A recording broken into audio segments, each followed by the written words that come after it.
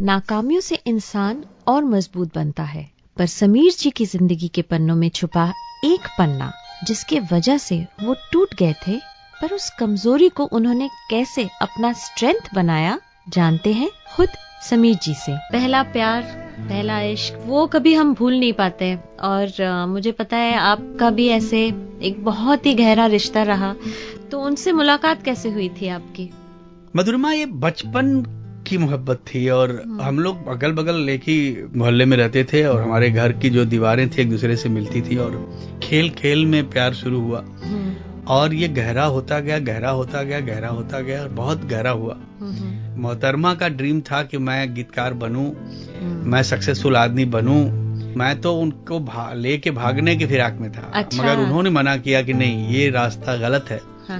आपको पहले अपने आप को स्थापित करना है। I will wait for you. और मैं उसी जद्दोजहद में लगा रहा, मैं कोशिश करता रहा। और मुझे याद है कि जब मेरी 4-5 फिल्में रिलीज हुई और पहला म्यूजिक जब आया तब भी वहां से खत आया। उसके बाद जब मेरा धीरे धीरे नाम होने लगा तो भी खत आया। तो आप लोग सिर्फ खतों के जरिए एक दूसरे से, और कोई रास्ता नहीं था। ट्रंकाल करें कहाँ, घर पे ट्रंकाल करें, किसी ने और उठा लिया। तो अच्छा। हमारी लव स्टोरियां तो बड़ी अजीब हुआ करती थी ना। तो हमको तो अपनी महबूबा को आई लव यू बोलने में 7 साल लगे थे। अच्छा। जब मैं स्थापित हुआ और मैंने जब दिल रिलीज हुई और जब वो मेरा गाना मुझे नींद ना आए, मुझे चैन ना आए, कोई जाए जरा ढूंढ के लाए, जब ये गाना मशहूर हुआ तो मैंने इरादा किया कि अब मैं इस लायक हो गया हूँ कि मैं अपने फैसले पे अमल कर सकता हूँ। और मैं गया।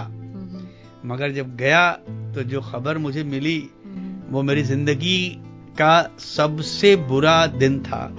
जब मैं वहां उतरा ट्रेन से और मेरे भाई से मेरी मुलाकात हुई और जब मैंने उनसे कहा कि मुझे सबसे पहले वहां चलना है, मेरे ब्रदर को पता था। so he doesn't answer। तो मुझे लगा कि फिर 2-3 बार तब उन्होंने कहा कि नो सी इज नो मोर।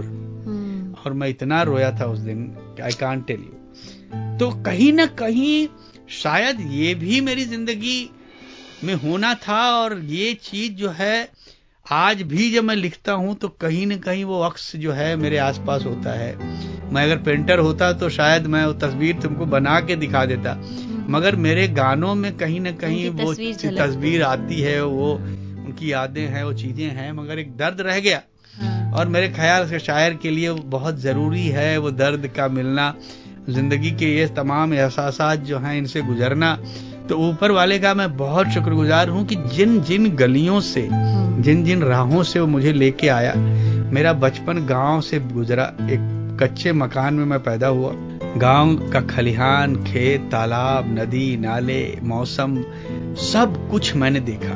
मुझे ऐसा लगता है कि जिसको उसको बड़ा बनाना होता है ना, उसका फैसला शुरू से रहता है और वो जितना आपको आजमाता है ना उतनी दूर लेके जाता है। तो कहीं ना कहीं अब वो सारे दर्द जो मैंने जिए हैं ना वो मीठे लगते हैं और वही किसी न किसी ख्याल की तरह बन के लोगों के समक्ष आते हैं। उस गम को आपने पॉजिटिवली अपने काम से जोड़ दिया।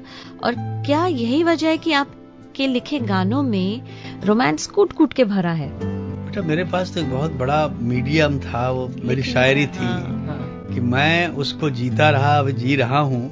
उसका एक रास्ता मेरे पास मिल गया, मेरी शायरी, जिसमें मैं कहीं ना कहीं उसको पाता हूँ और उसको एक्सप्रेस करता रहता हूँ और उसको सोचता रहता हूँ, लिखता रहता हूँ। मगर मेरी जब शादी हुई तो मेरे सामने भी ये सवाल था, कई बार मेरे जहन में भी ये बात आ रही थी कि मुझे शादी करनी चाहिए कि नहीं करनी चाहिए। और लकली जब पिताजी और तमाम घर के, जो तुम्हारे यहाँ प्रेशर जब हुई और मेरी शादी हुई है, मेरी पत्नी आई, तो मुझे ऐसा लगा कि ये पक्ष भी उतना ही जरूरी है। वरना क्या होता, हम लोगों जैसे लोग जो होते हैं, जो क्रिएटर्स होता है ना, उसको 2 चीज मार देती।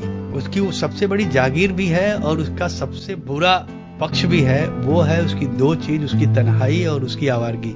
और ये दोनों चीजें क्रिएटर की बहुत बड़ी जागीरें हैं और इनको अगर इसमें छोड़ दिया गया ना तो ये बर्बाद हो जाएंगे। इनको संभालने के लिए एक बैकबोन चाहिए, एक साया चाहिए। वो बीबी के रंग में ही तुमको मिल सकती है। जिस चीज का कोई रिजल्ट नहीं होना, जिस रास्ते की कोई मंजिल नहीं होना, अगर आप उस सफर पे हैं बिना किसी मिशन के। हमारे पास तो मिशन था, फिर भी मैंने शादी की क्योंकि मुझे ऐसा लगने लगा कि अगर मैं नहीं करूंगा तो मैं ये दर्द नहीं जी सकता। दर्द नहीं जीऊंगा तो जो उसका सपना था कि मैं जीवन में एक बहुत मशहूर गीतकार बनूं, वो अधूरा रह जाए। तो मैं अपना नहीं, बहुत सारे लोगों के सपने तोड़ दूंगा। अब तो मुझे जीना है ये तमाम दर्द लेके, मुझे वो बनना है जो उसका कभी एक ख्याल रहा ना कि मैं जिस आदमी को प्यार करती हूँ एक बड़ा आदमी बने, पैसे वाला आदमी बने, एक अमीर आदमी बने, दुनिया की हर खुशी उसको मिले।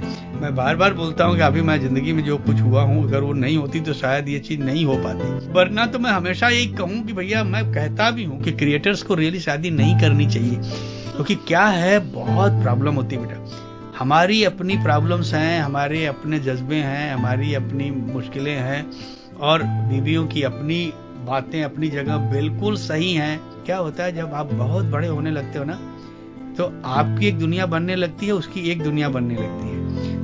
वो उसकी दुनिया में अगर कुछ ऐसा हो गया जिससे आपकी दुनिया को डिस्टर्ब हुआ, तो आपको बुरा नहीं मानना चाहिए।